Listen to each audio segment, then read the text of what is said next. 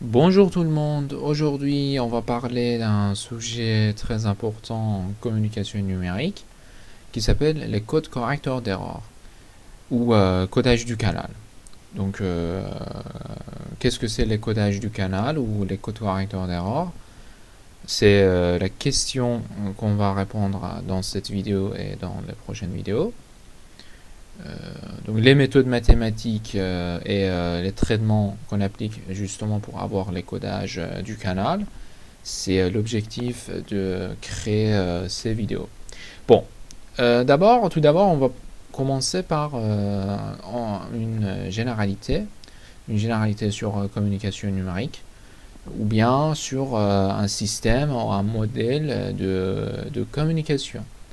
Donc voilà, ça c'est justement une communication numérique, c'est-à-dire que vous avez toujours une source et l'autre côté vous avez la destination et au milieu vous avez le canal. Et en fait, l'objectif c'est justement d'envoyer certains numériques data, par exemple 0, 1, 0, 0, etc., au récepteur. Donc c'est ça l'objectif de communication, de faire une communication numérique. Et au milieu, vous avez quelque chose qui s'appelle le canal. Et le canal, qu'est-ce que c'est? Ça dépend en fait d'applications que vous utilisez. Soit par exemple vous utilisez ou bien vous parlez au téléphone mobile dans votre téléphone. Donc alors vous utilisez un canal sans fil qui s'appelle wireless en anglais. Ou alors si vous faites une communication dans l'internet ou dans un système de téléphonique, vous utilisez par exemple les câbles métalliques ou fibre optique ou donc n'importe quel canal vous pouvez imaginer tout simplement entre la source et la destination qui peut être utilisé en fonction des applications qu'on a aujourd'hui. Donc voilà, c'est une globale idéologie de faire une communication. Et donc, qu'est-ce que c'est cette boîte, la boîte de canal? Donc la boîte de canal, c'est tout simplement une fonction qui prend des entrées et des entrées qui contient des bits 0 et 1 par exemple, et qui va nous ramener à une séquence effectivement qui contient deuxième fois 0 et 1. Et que ce 0 et 1 peut-être ça va pas en fait ça va pas exactement la même séquence ou le même stream qu'on a envoyé. Et la source a été envoyée. En fait, la source a envoyé. Donc, forcément, j'ai quelque chose. Qu'est-ce qui se passe dans le canal? Et ce problème, ou bien le problème que je vais vous raconter dans cette vidéo, c'est ce que j'appelle l'erreur. Ce qui veut dire que le bit que vous allez envoyer par exemple dans le canal, ça peut pas être effectif gardé. C'est-à-dire que si vous entrez par exemple 0 ou alors 1, il n'y a pas de garantie à avoir 0 exactement ou 1. C'est-à-dire que si vous entrez 0 ou 1 en entrée de canal, en sortie, c'est pas forcément de prendre 0 en sachant d'envoyer le bit 0. Ou alors, exactement pareil pour 1. Donc ça, ce que je vais vous dire, ce que je viens de dire, c'est un modèle idéal de canal. C'est pas un modèle en vrai. En pratique, ces modèles, en fait, les modèles de canal, c'est pas comme ça. Mais qu'est-ce que ça veut dire? Ça veut dire que, en fait, ici, vous avez toujours une chose qui s'appelle l'erreur. Et l'erreur, qu'est-ce que c'est? L'erreur, c'est de recevoir les bits qui ne sont pas émis par la source. Et qu'est-ce que ça veut dire? Ça veut dire que, par exemple, imaginez ici, vous avez reçu le bit 0 alors que vous avez envoyé le bit 1. Ou alors, ou de l'autre côté, vous avez reçu le bit 1 en destination et que la source a été envoyée, en fait, la source a envoyé par exemple le bit 0. Donc vous avez ce chemin-là, comme ça, cette flèche. Donc, comme je dis, quand je dis le modèle est en fait en noir, enfin est idéal, ça veut dire que 100% des bits 0, ça va tomber ou bien ça va transformer à 0. Ça veut dire qu'il n'y aura aucun changement en bit. Et exactement pareil pour 1. Mais des fois, le modèle global de canal, c'est en fait, ça va être comme ça. Et ça doit être comme ça. Parce que on sait bien, dans le canal, on a toujours des erreurs. C'est-à-dire que les transformations des 0 ou bien des bits 1 vont être changées. Et ça veut dire que 0, ça peut transformer à 1. Ou alors 1, ça peut transformer à 0. Donc, j'ai toujours quelque chose qui s'appelle l'erreur. Et comment je peux le mesurer? Eh ben, je peux le mesurer par les paramètres probabilistiques, en fait. Ça veut dire que j'ai besoin à savoir d'une distribution sur les datas que j'ai. Par exemple, ici, je sais que la probabilité que j'envoie 0 et que je reçois 1 est égale à, par exemple, P1, admettons. Et pour 1 à 0, par exemple, imaginez, c'est P2. Donc, si la probabilité d'envoyer 0 à faire 1 est égale à P1, et ben ça veut dire que la probabilité d'envoyer 0 à être 0, c'est 1 moins P1. Parce qu'il y a deux possibilités. Soit vous avez envoyé 0, vous allez recevoir 0, soit vous allez recevoir 1. Donc, la somme de ces deux probabilités-là doit être égale à 1, comme vous savez bien. Donc, si celui-là est égal à P1, l'autre probabilité doit être en fait 1 moins P1. Et exactement pareil pour l'autre bit. Ça veut dire que la probabilité d'envoyer 1 à avoir 0, si est égal à P2 par exemple, l'autre probabilité, ça va être 1 moins P2. Donc voilà, c'est ça, le modèle global d'un canal, d'une communication numérique. Bon, donc j'ai un phénomène qui s'appelle l'erreur. Et ce phénomène, effectivement, n'est pas bon. Effectivement, la première chose que j'aimerais bien avoir, c'est d'avoir la capacité ou bien la possibilité, on va dire, la possibilité de contrôler, ou alors, ou de réduire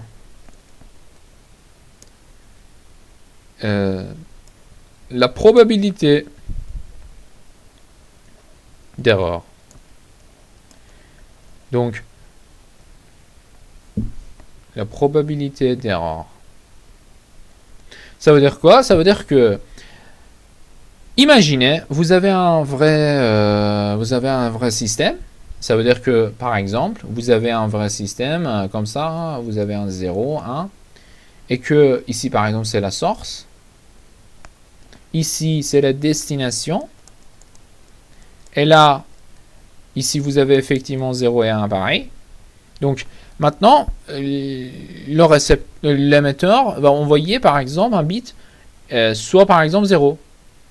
Et du coup, la probabilité en destination de recevoir 0, ça dépend de deux chemins, en fait. Ça dépend de transmettre le 0 ou alors 1. Donc, ou autrement dit, quelle est la probabilité d'erreur de recevoir 0? Et si je reçois 0, quelle est la probabilité qu'il soit 0, qu'il soit 1? Ou alors, quelle est la probabilité qu'il soit error, PE 0, ça veut dire la probabilité error de recevoir 0, bah, ça veut dire que c'est ce chemin-là, comme vous voyez ici, est égal à P2. Donc, je vais écrire P2. Et quelle est la probabilité de ce bit soit error? Donc ça est exactement P1, comme vous le savez bien. Et aussi, on sait bien que c'est pas en fait nécessaire, ou bien c'est pas nécessaire d'être égalité entre P1 et P2. P1 et P2 sont deux paramètres totalement indépendamment. Donc il n'y a aucune majorité de forcer d'être égalité entre eux. Mais quand même, si vous imaginez P1 est égal à P2, bah, vous avez un canal plus simple qui s'appelle un modèle de BSC en fait. Binary Symmetry Channel. Qu'est-ce que c'est Binary Symmetry Channel? Binary Symmetry Channel, ça veut dire qu'il n'y a aucune différence entre transformation de 0 ou alors transformation de 1. Si cette probabilité est égale à cette probabilité, bah, ça veut dire que vous pouvez tout simplement switcher. Vous pouvez le faire. Il n'y a aucune différence entre le canal, voire aucune différence entre 0 et 1. Donc c'est ça un modèle de BS ou Binary Symmetric Channel quand on a des probabilités égales. Bon, ça c'est pas forcément quelque chose de très important, mais en fait en pratique ça peut être efficace, une hypothèse efficace. Bon, alors on va parler de codage du canal. Bon, donc l'idée de codage du canal, c'est qu'est-ce que c'est? Eh ben, c'est que avant que vous allez envoyer le bit 0,1 sur votre canal, ce que vous pouvez faire, c'est que vous allez appliquer un traitement sur votre data 0 et 1. Ici par exemple c'est 0 et 1. Et que après le traitement, vous allez envoyer le bit ou le message prêt sur votre canal. Et après, vous faire l'inverse de la fonction que vous aviez appliquée en source, en émetteur. Et vous allez avoir le même message que vous aviez envoyé par la source. Bon. Donc, voilà, c'est tout simplement l'idée d'avoir une boîte de codage. C'est ce qu'on appelle le codage. Ce qui veut dire que je fais une fonction sur ces bits et je vais récupérer ces bits-là à travers d'une fonction qui s'appelle décodage et que je vais gagner quelque chose. Bon. Maintenant, on va regarder quelle est cette boîte-là, quel est le codage, quelle est la méthodologie. Bon, donc, maintenant ici, vous voyez bien, j'ai la probabilité de, par exemple, admettons P2 soit est égal à 10 puissance moins 3, et que P1 aussi 10 puissance moins 3. On imagine dans un cas très très simple, parce que on s'intéresse à considérer les choses d'abord très simples et après plus loin plus difficiles. Donc maintenant j'imaginais un canal BSC, c'est-à-dire que Binary Symmetry Channel, toutes les probabilités sont égales. Donc maintenant j'ai un P1 est égal à 10 puissance moins 3, 10 puissance moins 3, ça veut dire que si vous avez envoyé en fait un stream qui contient par exemple 1000 bits de data, il y a un bit qui va être error, qui va flipper en fait. Qui va flipper, ça veut dire que par exemple, si vous avez par exemple il y a sur 1000 bits, il y a un bit qui va être en fait une erreur. Donc ça va être par exemple 0 en récepteur. Donc ça c'est ce chiffre-là, ce qu'il veut dire. Bon, maintenant, je peux faire un codage très intelligent. Ça veut dire que, en fait, avant que vous allez envoyer sur votre canal, vous pouvez le faire un codage. Mais qu'est-ce que c'est? C'est très simple. Faire un codage, c'est justement de rajouter quelques redondances. Donc, l'idée de codage, c'est de rajouter quelques redondances sur votre paquet, sur votre signal, sur votre data, en fait. Donc je vais rajouter quelques bits, effectivement par une règle mathématique. Je vais l'ajouter par exemple ici, je vais le montrer tout à l'heure, quelques bits pour que je puisse en fait corriger ou bien détecter des erreurs en récepteur. Alors, on va regarder comment on peut faire et comment il se fait. Donc maintenant, je vais rajouter par exemple un bit à la fin de ce bit-là. Imaginez, ce symbole est mappé ou bien et correspond à oui. Donc oui, 0, ça veut dire oui. Ou bien, la source par exemple veut dire oui. Donc on va coder 0. Ou la source veut dire non. On va coder par exemple avec 1. Et donc ça, c'est la probabilité que on peut le recevoir en destination. Maintenant, on va faire le codage. On va rajouter un code pour qu'on voit bien qu'est-ce qui va se passer. Donc, à la fin de ce symbole-là, parce que oui est le symbole et non est aussi un symbole, j'ai un codage. 0, 1, c'est le codé de oui et non, c'est le codé de symbole. Je vais ajouter un bit. Bon, je vais ajouter avec une règle. J'ajoute en fait un 0 ici, et ici j'ajoute un 1. Pourquoi ici 1 et alors pourquoi pas ici 0? En fait, je me suis fixé une règle. La règle, c'est d'avoir le nombre bits égal à 1 pair. C'est-à-dire que ici, si j'avais par exemple mis 1, et ben, le nombre de 1 est égal pas d'un nombre pair. Ça va par exemple, ça va être un nombre impair.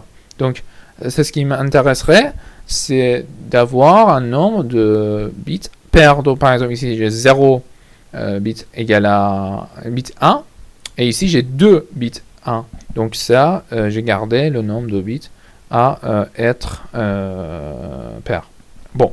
Maintenant, je vais envoyer ce bit-là, on va dire, symbole-là, sur notre canal. Donc, ici en récepteur, on va recevoir par exemple, donc on va recevoir 4 possibilités comme vous voyez, 0 0 0 1 1 0 et 1 1.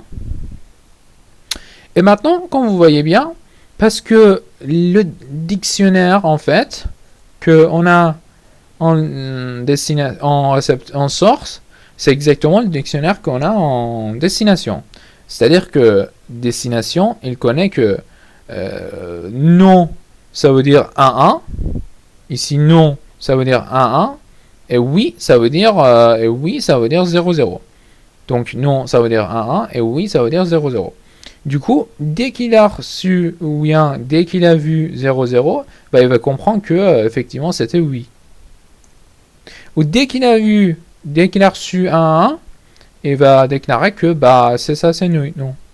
Donc ça, c'est au moment où on a réussi à décoder, la destination a réussi à décoder et a compris le message envoyé par la source. Mais il y a aussi des moments où on ne peut pas en fait dire aucune chose en fait.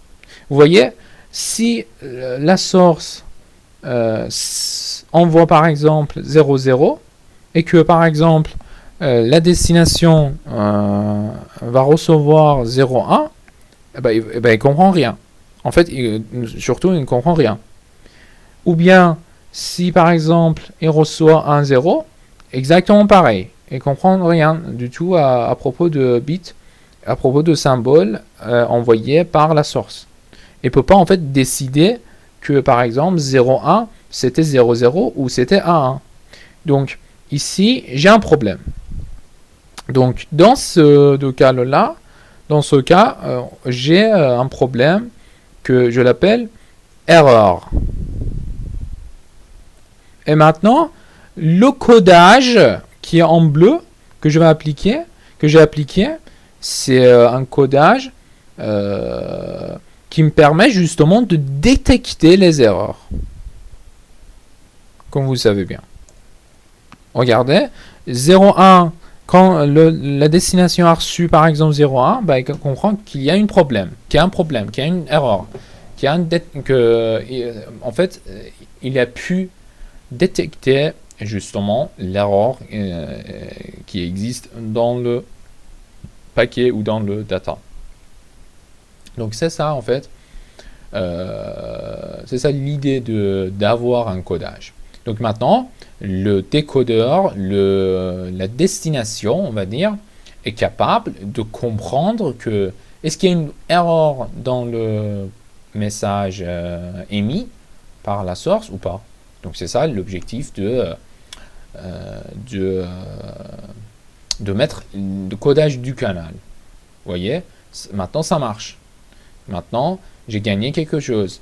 Maintenant, je comprends que par exemple 0,1 n'est pas bon ou c'est faux. Donc tout simplement la destination peut déclarer à la source que le message que par exemple j'ai reçu n'est pas bon.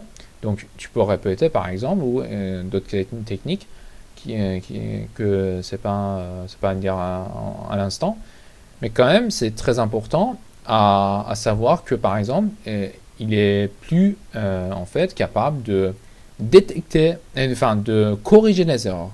C'est-à-dire que dès qu'il a reçu par exemple 0,1, il ne peut pas en fait mapper que c'était oui ou c'était non, c'était 0,0 ou c'était 1. Donc maintenant, comment on peut faire? Comment on peut gagner aussi d'autres choses? Alors, on va rajouter d'autres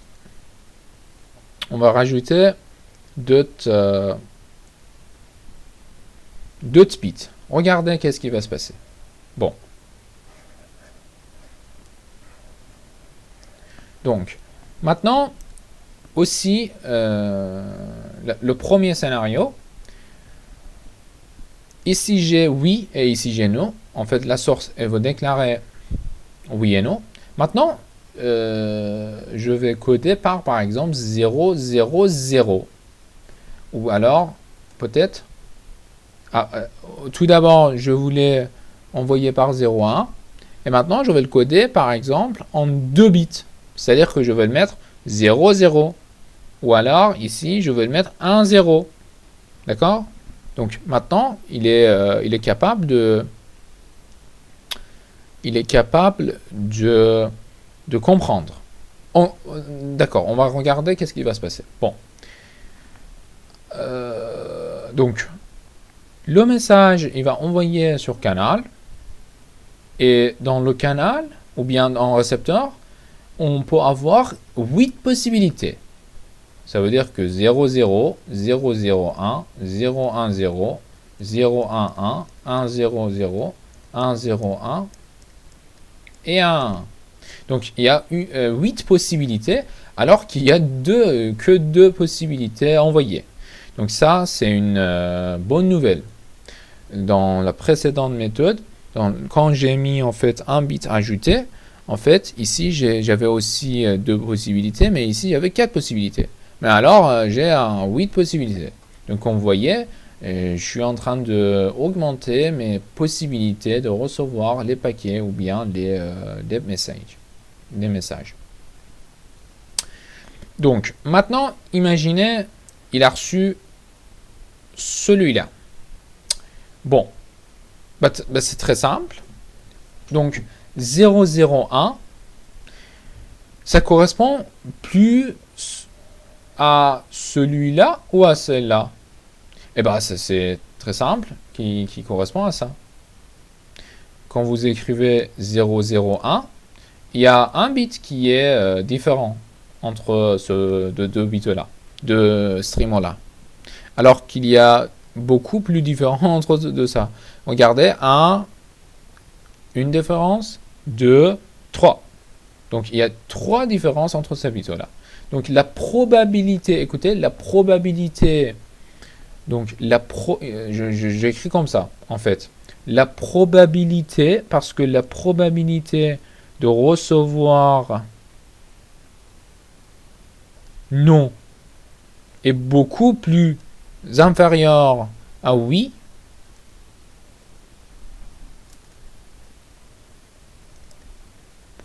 recevoir. Donc, je vais le coder par ça, parce que cette probabilité est plus grande que non.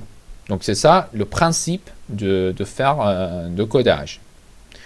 C'est juste une comparaison entre les probabilités. Alors, on va regarder d'autres exemples, par exemple celui-là, 1, 1, 0. Donc 1, 1, 0, c'est exactement ça. Donc ça va être non. Par exemple, ça va être oui. Donc 0, 0, ça va être oui. Ou 0, 1, 0, ça va être quoi? Ça va être, aucune chose, en fait. Parce que ils se sont plus proches que... en fait, la distance est pareille. La distance entre 0, 1, 0 et 0, 0, 0, c'est 1. Et pour ceci aussi, c'est pareil. C'est 1. Il y a un bit qui est différent. Donc ça aussi, c'est... on peut dire aucune chose, en fait. La destination doit déclarer, par exemple, à la source que il peut rien dire. Et on doit appliquer des autres méthodes. Bon, on va passer à autre chose. 0 à 1, qu'est-ce que c'est 0 à 1? 0 à 1, ça correspond plus à, effectivement, à d'autres choses aussi. C'est faux. 1, 0, 0, c'est aussi, ça correspond plus à oui, effectivement. 1, 0, 1, ça correspond à plus à rien. Et 1, 1, ça correspond à non. Donc voilà, c'est ça le codage appliqué qu'on a vu. Donc il y a 3 oui, il y a non, il y a 2 non, et il y a 3 en fait non-déclarations. Alors, si j'avais envoyé au lieu de, par exemple, ici, au lieu de 1, 0, si j'avais envoyé comme ça, juste regardez le résultat. Si j'avais envoyé 0, 0 et ici 1, 1, regardez qu'est-ce qui va se passer. Alors, en récepteur, si j'avais reçu par exemple 0 à 1, ça correspond plus que ça. Et du coup, ça va être quoi? Ça va être effectivement non. D'accord? Donc, je préfère ne... Attendez juste.